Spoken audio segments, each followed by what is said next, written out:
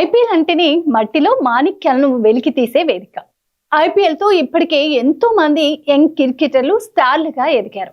ఈసారి కూడా ఓ యువ సంచలనం స్టేడియాన్ని ఉర్రూతలూగించింది. 14 ఏళ్ల పిల్లోడు మైదానంలో మంటలు పుట్టించాడు. సెంచరీ, హాఫ్ సెంచరీలతో వరల్డ్ టాప్ బౌలర్లను ఊచకోత కోసి ఔరా అనిపించాడు. చిన్న పిల్లోడు అనుకుంటే చిచ్చర పిడుగులా అదరగొట్టాడు. ఇలా ఈ ఐపీఎల్ సీజన్ కి వైభవ్ సూర్యవంశీ స్పెషల్ అట్రాక్షన్ గా నిలిచాడు. ఈ సీజన్ లో తన చివరి మ్యాచ్ లోను హాఫ్ సెంచరీతో తన టీం కు గెలుపునందించాడు.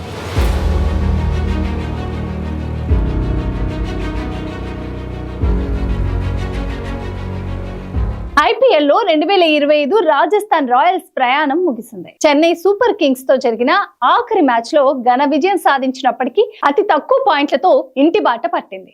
ఈ మ్యాచ్ లో 14 ఏళ్ల పిల్లోడు వైభవ్ సూర్యవంశీ హాఫ్ సెంచరీతో అదరగొట్టగా సంజు శాంసన్ కెప్టెన్ ఇన్నింగ్స్ తో రాణించాడు. ప్రతిసారి దూకుడుగా ఆడే వైభవ్ సూర్యవంశీ ఈ మ్యాచ్ లో మాత్రం నిలకడగా ఆడి తనలోని క్లాస్ ను కూడా చూపించాడు. సింగిల్స్ కే ఎక్కువ ప్రాధాన్యత ఇస్తూ సంజు శాంసన్ తో కలిసి స్కోర్ బోర్డును ముందుకు నడిపించాడు. దీంతో ఆర్ఆర్ తన చివరి మ్యాచ్ ను గెలుపుతో ముగించింది.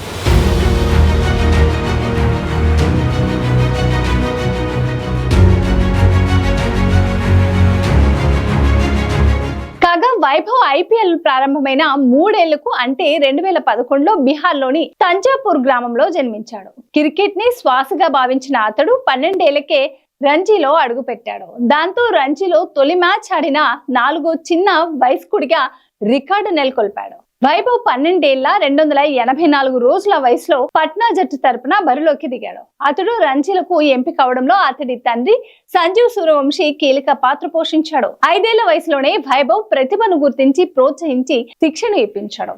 మొదట్లో సమస్తీపూర్ లో, ఆ తర్వాత పట్నాలోని అకాడమీలో కొడుకును చేర్పించాడు. పట్నాలో రాటు తేలిన వైభవ్ ఈ మధ్య కుచ్ బెహర్ ట్రోఫీలో బీహార్ తరపున సత్తా చాటాడు.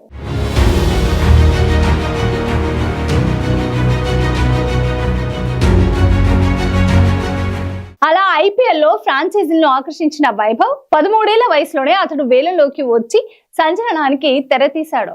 డేవిడ్ వార్నర్, జానీ బేర్స్టో లాంటి ప్లేయర్లు అన్సాలిడ్ గా మిగిలిన ఈ వేలంలో సూర్యవంశీకి భారీ డిమాండ్ దక్కింది.